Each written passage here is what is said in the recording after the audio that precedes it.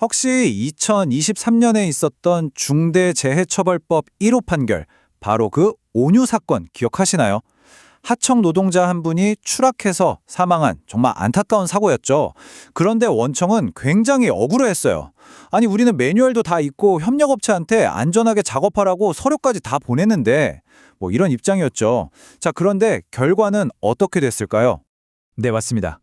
결과는 원청 대표이사에게 징역 1년 6개월에 집행유예 3년. 서류는 진짜 완벽했는데도 유죄 판결이 나와버린 거예요. 아니, 도대체 왜 이런 결과가 나온 걸까요?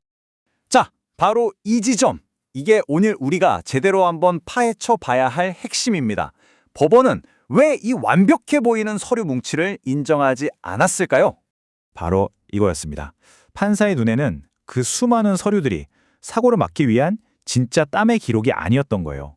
그냥 사고가 터지고 나서 우린 할 만큼 했어요 라고 발뺌하기 위해서 미리 만들어 놓은 알리바이로 보였다는 거죠. 그래서 오늘 실제 판례들을 가지고 법원이 유죄를 딱 찍어버린 그 결정적인 결함 3가지를 낱낱이 분석해 보겠습니다. 자, 첫 번째 결함부터 시작해 보죠. 바로 예산 문제입니다. 돈을 쓰긴 썼는데 완전히 엉뚱한 곳에 썼다는 거죠. 이 슬라이드 한번 보시죠. 비유가 정말 기가 막히지 않나요? 내가 다이어트 하겠다고 큰 마음 먹고 헬스장에 100만 원을 썼어요. 그런데 정작 밤마다 야식으로 치킨 시켜 먹는데 200만 원을 썼다면 과연 그 100만 원이 진짜 다이어트를 위한 예산이라고 할 수 있을까요? 법원의 시각도 정확히 이렇습니다. 바로 온유 사건에서 법원이 이 부분을 아주 날카롭게 지적했습니다. 회사가 안전보건 예산으로 무려 3억 원이나 편성했다고 해요. 근데 문제는 뭐냐? 위험성 평가에서 반복적으로 여기 추락 위험 있어요 라고 지적됐는데 정작 그 추락을 막기 위한 안전난간 설치나 추락 방지망 구매 같은 구체적인 항목에는 예산을 단 1원도 쓰지 않았던 겁니다. 그러니까 전체 예산이 몇 억이다, 이건 아무 소용없는 변명이라는 거죠. 그러니까 핵심은 이겁니다. 경영자분들이라면 이거 꼭 기억하셔야 돼요. 위험성 평가 보고서에 추락 위험이라고 적었으면 예산서에도 추락 방지 설비 구입비 라는 항목이 명확하게 있어야 한다는 거. 이 연결고리가 끊기는 순간 법원은 절대 그냥 넘어가지 않습니다. 자, 그럼 두 번째 결함으로 넘어가 보겠습니다. 이건 보고에 대한 이야기예요. 보고는 받았는데 아무런 조치를 안 한 거죠. 최근에 기소된 한국타이어 사례를 보면 이게 확 와닿으실 겁니다. 이 비유도 정말 뼈아프죠. 아이가 열이 39도까지 올라서 아빠 나 아파하고 문자를 보냈는데 아빠가 답장으로 확인 이렇게만 보내고 아무것도 안 한다면 이게 과연 책임감 있는 부모일까요? 현장에서 올라온 위험 보고서에 그냥 사인만 틱하고 가는 경영자의 모습이 바로 이와 똑같다는 겁니다. 많은 기업들이 딱 2단계에서 멈춰요.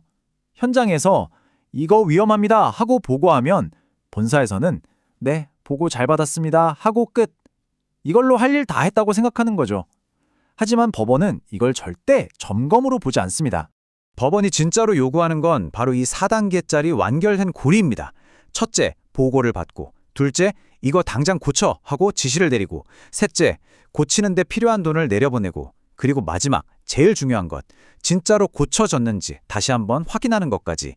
이 4가지 중에 하나라도 빠지면 법적 책임을 피할 수가 없다는 겁니다. 확인의 확인, 이게 핵심입니다. 자, 이제 마지막 3번째 결함입니다. 이건 원청이 하청업체, 즉 파트너사의 안전관리 능력에 대해서 져야 할 책임 문제입니다. 이것도 비유를 한번 들어볼게요. 우리가 배달앱에서 리뷰가 너무 좋아서 별점 5점짜리 맛집에 딱 주문을 했어요. 근데 알고 보니까 그 식당이 구청 위생점검에서 0점, 빵점을 맞은 곳이라면 어떨까요? 이럴 때 배달앱, 즉 원청이 우리는 서류상 별점만 봤을 뿐인데요? 라고 말하면 책임이 없을까요? 법원은 단호하게 아니라고 말합니다. 요즘 건설 현장 판례들을 보면요. 원청이 그냥 제일 싸게 부르는 업체나 아니면 개인적으로 아는 업체한테 일을 주고 안전평가 서류는 나중에 형식적으로 끼워 맞추는 경우가 많아요.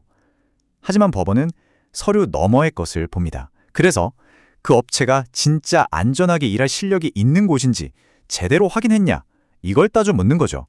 그래서 이제는 협력 업체를 선정할 때 그 회사가 제출한 서류가 진짜인지 실제로 안전하게 작업할 인력과 장비를 제대로 갖추고 있는지 원청이 직접 가서 눈으로 확인해야만 합니다. 서류만 믿고 있다가는 그 사고의 책임을 고스란히 다 떠안게 될 수 있습니다. 지금까지 세 가지 결함을 살펴봤습니다. 예산, 보고, 그리고 협력사 관리까지. 이 모든 걸 꿰뚫는 법원의 근본적인 질문이 딱 하나 있습니다. 과연 그게 뭘까요? 바로 이겁니다. 이것이 오늘 우리가 나눈 이야기의 가장 중요한 결론입니다. 판사는 사고가 난 후에 우리에게 이렇게 묻는 겁니다. 당신이 했던 그 모든 활동들이 정말로 한 사람의 생명을 구하기 위한 진심 어린 노력이었습니까? 아니면 그저 법의 처벌을 피하기 위한 형식적인 보여주기였습니까?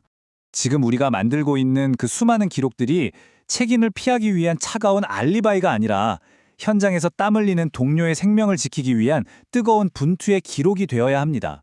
그것만이 결국 우리 자신과 우리 동료 모두를 지키는 유일한 길이 될 겁니다.